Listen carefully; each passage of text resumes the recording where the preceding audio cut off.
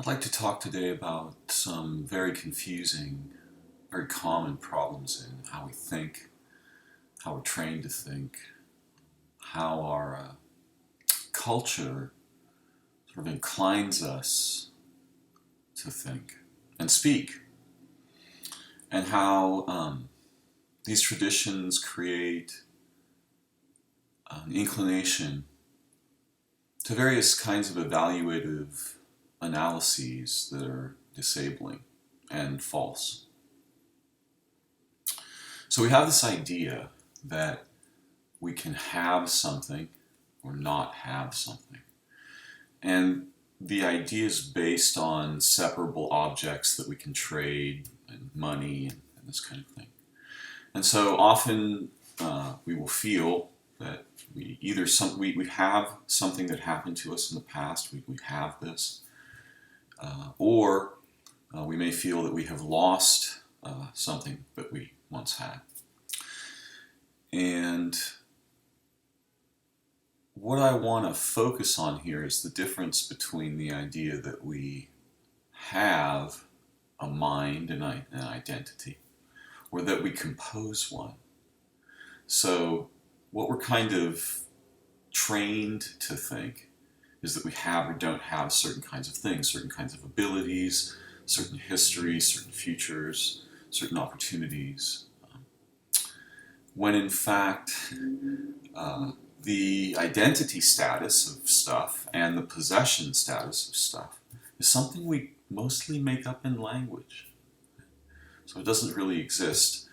And we often trouble ourselves with this. I'll give you an example. The other day I had a chore that I had to do. See, I knew what I had. It was a chore. And it involved having to travel back and forth between this location laboriously to transport some goods. And I knew I was going to have to do this, and I didn't have any help, so I was going to have to do it alone. And I was a little bit grumpy about it as I was walking down the street. And it suddenly occurred to me that I had categorized what I was doing as a chore. In other words, I had a chore to do. And at that moment, I remembered something that I've been learning lately, which is that our relationship with categories is voluntary. We are the authors of categories. And so I decided that instead of having a chore, what I would have was an adventure. And I would have extra time outside, I would have extra exercise, I would meet new people, I would see the birds. I had all these wonderful things that I was going to do along with the chore, and I just made those the category. So that what I was having was an adventure rather than a chore. And on the way to having this adventure and having it, a number of times in a row, I would accomplish my chore as a side task, right? And that was a lot more fun. And I was very surprised at the ease with which I could choose to compose a situation rather than to comply with the category that seems factual, right? Fact seems to have this incredible authority, but it's far less authoritative than we ordinarily pretend. The reason fact seems to have authority is because everyone would agree. Or we think, we suppose that most people would agree that I actually left my house to do this thing, right? The reason I'm leaving is to do this thing. So that's what I'm doing. Is it? Really? Since honestly I'm doing 50 different things. So is the chore, category, is that definition the correct one? No, it isn't. It's got a lot of authority because if we got a crowd of strangers together and had them watch, me doing my thing and then ask them, what is he doing, right? They would identify the function. And so that's what they would say I was doing. That's what I am too. That's what's supposed to be reasonable for me to think I am doing. So what do we really have? And by the way, notice that move when we include a bunch of people who aren't actually included and don't even exist. They're just abstract people. You know, well, most people would think, well, could you ever get most people together and actually ask them what they think? Are we going to do that? Or are we just talking about what we'd like to talk and think? Imaginary people who don't really exist except in language are or would be thinking. Yeah. So this is a topic in cognitive activism, which has a lot to do with how we relate with the representational faculties that make us the unusual animal that human beings are. And particularly, how do we relate with language, knowledge, and culture? What kinds of relationships do we form? Can we correct them? Do we develop new ones? This kind of thing. And cognitive activism underlies all of the things we're interested in and all of the problems that we face, even as individuals, as a species, as cultures and societies. And it's funny how rare this discipline or art is. So to return to the topic briefly, what I want you to understand is, let's say that I had $1 million in the past and then I lost it. This is a common way of thinking, and it is, of course, reasonable. You can go back and get the records and say, look, here's my bank records. I had $1 million. Here's my bank record today. I don't have it now. But there's a lot of different ways of thinking about history, and one of the most interesting ones comes from quantum mechanics. It's a perspective that history doesn't exist until it's recorded in the present, which sort of means you're going to get the history that's the result of your analysis. And that's going to be informed by why you are interested. So we probably can't erase the fact that someone who once had $1 million and doesn't now is talking about an actual situation. But there's a variety of interesting conceits that are useful to explore. For example, one time in my life, it was totally by accident, I had a glass of wine, just one glass. Well, actually, I asked for a second. That was bold. But it was beyond anything I'd ever imagined a wine could be, or anything that would go in my mouth. And I was so overwhelmed with the incredible, astonishing ecstasy of having this wine in my mouth that not only all other wines, but like most other experiences just didn't even seem interesting. I was thinking about ways to get more of this wine right away. I was like, this is the nectar of heaven. It was a Chateau Lafite that someone who had invited me to their house had brought to the dinner table. Now, I could sit around pining for that wine and think, once I had this wine, I had it. But like a conversation or a meal, did you actually possess it? Like, was it the thing you had, right? Or were you participating in it? So you were participating in this thing, this transition, this time, this space of time, and the money piled up and then the money went away, right? So you can imagine it like a meal. You did have a meal, but you don't mourn that it's over, right? You don't sit there going like, oh no, I wish I was still just having that meal all the time now. We could run a race and have the experience of running it actively, but only in the future or the past can you have a race to run or have a run a race. And neither of those places are here. So both of them are just things you're thinking. Now I know that sounds really surprising, but in fact, that's just a way of thinking. Yeah.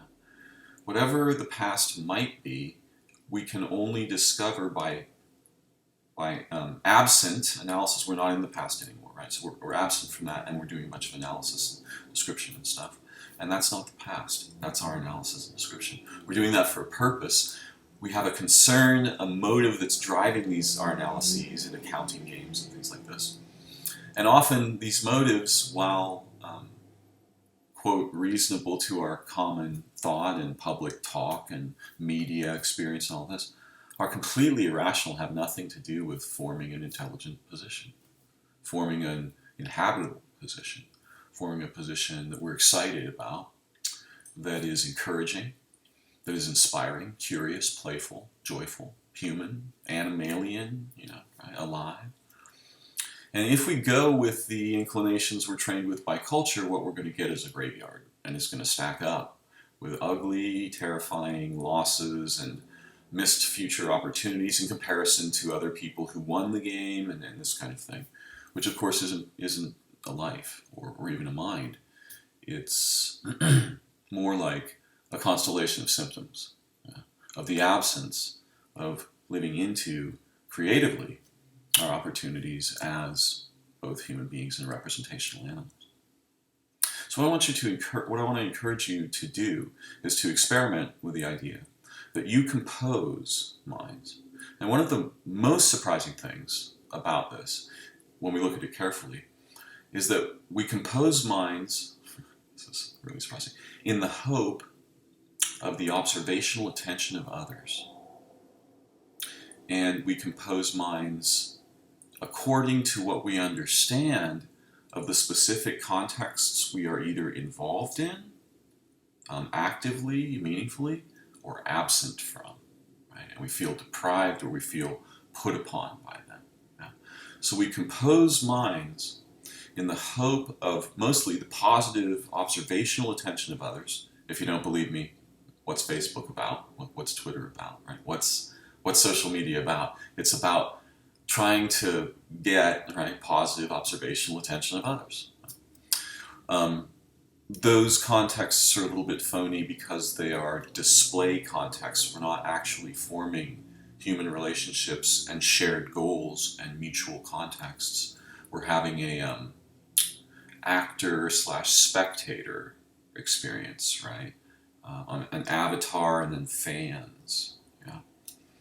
Of course, many people are reaching more and more into becoming the presenter rather than just the spectating consumer. Hi, I'm one of those people. So, since we can sense that we compose minds in the hope of the positive observational attention of others, and we compose minds in accordance with what we understand to be our relationship with context, whether it's active or passive, whether it's creative or sort of helpless, right? And then these minds, like species of animals, we just become them, right?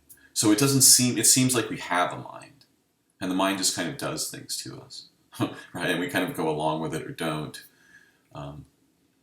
This is especially useful to notice if we're having a lot of negative thoughts and such.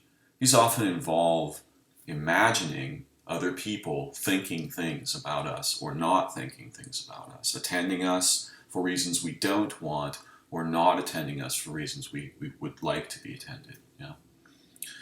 And here you can see immediately just how compelling this is. The cry of the child, "Mommy, mommy, look at me, look at me." Yeah. Here we see the fundamental spirit of something human, which is that we want to be and be seen with and for each other together. We want to be seen by those that we look up to and who we love and who we love to play with and become ourselves with. Yeah. We want their positive attention and encouragement. We might want their correction too, right?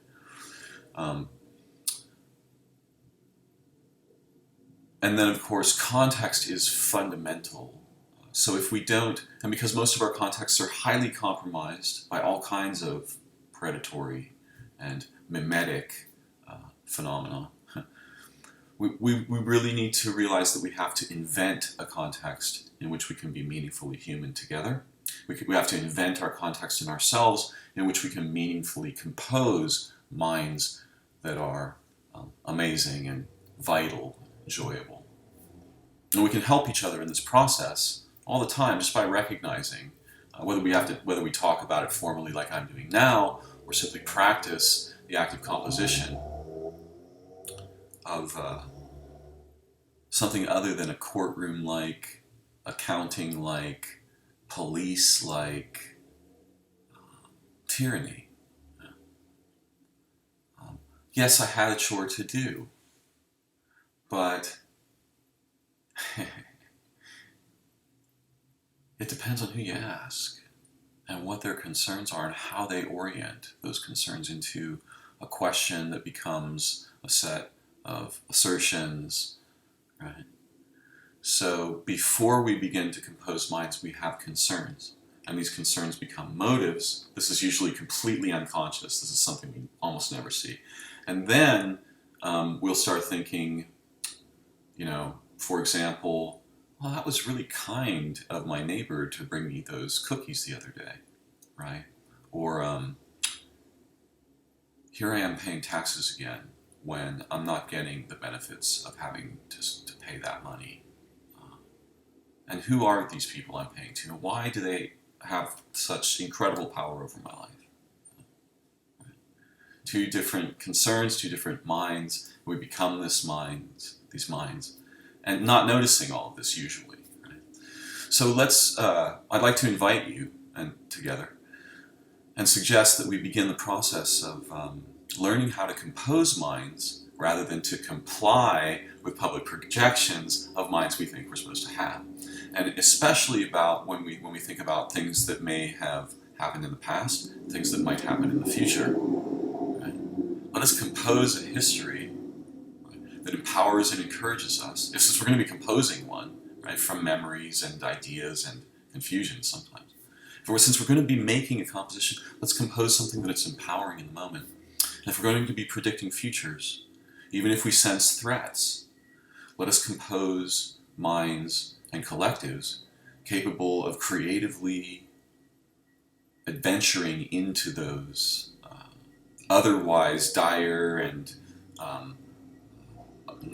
non-negotiable, right, seeming fears. It's April 1st. I think it's the duck moon still. Soakitsum in Nitsapawasan Blackfoot language. This is a time of year when, of course, Easter comes, and the birds, many of the birds, particularly the waterfowl, are building nests and laying eggs. And they're not laying eggs of fictions. They're very attentive to everything that's actually happening right here now. And we can learn something deep from watching the attention and care with which they form nests and relations and live in their world. They don't have a lot of room for what they had and lost, or what they might get later. They're right here, right now, in the place that they are, in the context they're in, a living context. We are too. We're buried in a lot of overlays, but we can reach out together from those overlays and back into nature, back into the living stream of time, remembering ourselves and each other and the possibilities of our excellence. Thank you for joining me. Bye-bye for now.